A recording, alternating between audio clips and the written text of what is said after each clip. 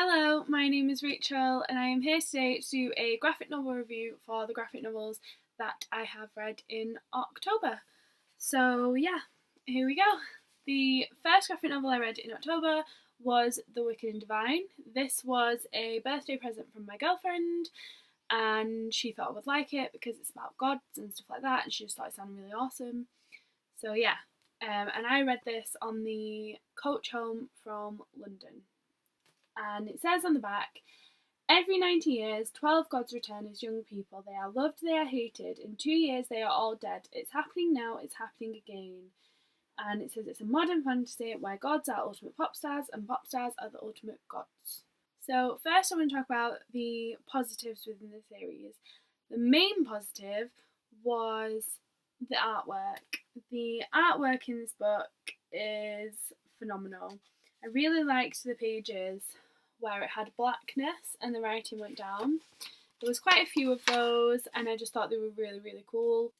So yeah, they were awesome, and I really liked the pages that started a new comic, like a new one of the single issue ones, because they always had like a god on their own of like a facial profile, and I thought that was really cool. I also kind of enjoyed the story. I think the story has potential and I would read the next one to see if it goes anywhere, but I'm unsure as to whether it will be good or not. So basically, this story, number one, it isn't very well explained. There are things that happen within the text that aren't explained very well. New characters are thrown in all the time without being given a real explanation of who they are. So I think that weakened it for me. Then there was the fact that I do actually think the way the story was treated was a little bit juvenile. I think that the writers wanted to try and get a young audience interested in their comic, and so they used a lot of vulgar language, which I don't have a problem with vulgar language when it's appropriate, but when it's not, it feels forced in this book, and it feels like it's trying to impress the reader, as if it's trying to use this language to try and get kids interested, because kids, it's like outrageous that they would use this language, so they want to read it for that. So hopefully, because it's been nominated for awards now and it's kind of made its fan base, hopefully it'll get over that and concentrate on the actual story, because I think there really is potential there, and I just think they're not concentrating on it enough to explain it properly, and that's what they need to do. I think I will continue with the series. I'll read the next one, and if it does improve, I'll carry on and read them. But if it doesn't, I think I will stop at the next one, because I wouldn't carry on reading unless they'd improved the stuff that bothered me. So yeah, in the end I gave this 3 out of 5 stars. I was unsure whether to give it under half, under 2.5, but I ended up giving it 3 because of the art style, because I did really enjoy the artwork. So yeah, this is one that I'm going to kind of leave in a purgatory state in my mind until I've read the next one and decided whether they've dealt with it well enough. The next graphic novel I read this month was Baba Yaga's Assistant, which is by Marika Makula and illustrated by Emily Carroll, who was the illustrator on Through the Woods, so knew I would like this. My best friend got me this for my birthday because she knew I liked Through the Woods. I thought the artwork in this was beautiful, and I really liked how it was similar to the story in Through the Woods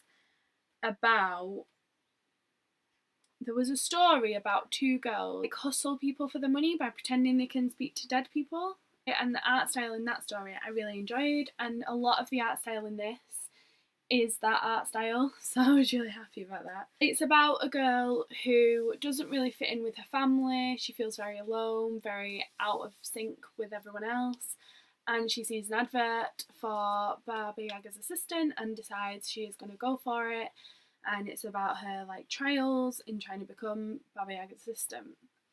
I would say it was good. I loved the artwork. It was very fairy tale-esque and pretty in that sense. But I just slightly found the plot a bit lacking. It wasn't grabbing me as much as I would have liked it to. And because of this, I gave it 4 stars out of 5, and I didn't like this as much as I liked Through the Woods. I don't think it comes close to that one because that was amazing. So yeah, I did really enjoy it though, and it's very, very beautiful. Like, even the spine is just amazing. So yeah, I would recommend it most definitely. But I would say that the plot is lacking. So if you want a graphic novel that's really meaty and you can really get your hands into, I wouldn't say go for this one, because this is more like a sweet fairy tale-y type graphic novel. The last graphic novel I read this month, I gave 4.5 stars, and I thoroughly enjoyed it. And it wasn't what I expected as well. And it was Volume 1 of Sex Criminals by Matt Fraction and Chip Zdarsky. I loved this graphic novel. I wasn't expecting it to be as romantic as it was. Obviously, it's called Sex Criminals, so I thought it would be passionate, shall we say. But it is actually really romantic, which I found very strange. So in terms of the art style, I did enjoy it for the most part. And I really enjoyed when the couple in it were texting. I think they were like my favourite pages in terms of how they did the art, because they kind of did it like this. So they'd have them and there's a little line going to their phone, and then it'd show their little text messages, which I thought was really, really cute and a really nice way to do it. I enjoyed all of the art style except the face of the main woman in the story. The main woman in the story, her face, I didn't like the art on, and I liked everything else. So that bothered me, and that is why I gave it 4.5 and not 5, just because her face is obviously on every page, so when it's wrong, it's annoying. I also, if you watch my birthday book haul, which I'm going to put on either just before this or just after this, you will see me talk about Lolita and say that I got it because I really, really want to read it, and that one of the reasons I really want to read it is because Lana Del Rey has based a lot of her music off it. Obviously, I know some, but I don't know all the bases because I don't want to spoil the book for myself. So I've purposefully not looked into it. But I know there are some. I know there's songs called Lolita. I know there's a lot of older men fancying younger women in her songs. Basically, I know the theme is there, but I've not explored it too much because I don't want to ruin the story of Lolita for me. But the couple in this talk about Lolita on this page, and he starts quoting it and saying, "Light of my life, fire of my loins," and they are literal words out of, I think it's Off to the Races by Lana Del Rey. So I was reading it thinking, there's definitely going to be a lot of references between Lolita and Lana Del Rey songs, if even this, when I see quotes in here, I can recognise them from Lana songs. So that made me more hopeful for that on a completely separate note. But yeah, getting back to this.